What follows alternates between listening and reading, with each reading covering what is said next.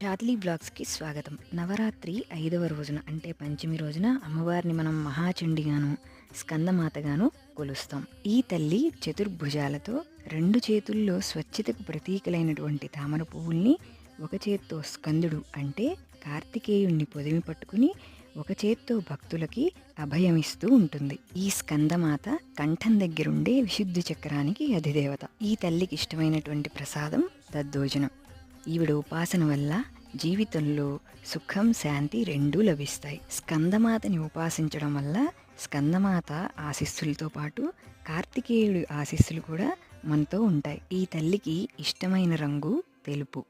సింహాసన గతానిత్యం పద్మాశ్రిత కరద్వయ శుభదాస్తు సదాదేవి స్కందమాత యశస్విని. స్కందమాత యొక్క ఆశీస్సులు అందరికీ కలిగి మనందరం సుఖ సంతోషాలతో వర్ధిల్లాలని కోరుకుంటూ మరొక్కసారి శరన్నవరాత్రి శుభాకాంక్షలు. సబ్స్క్రైబ్.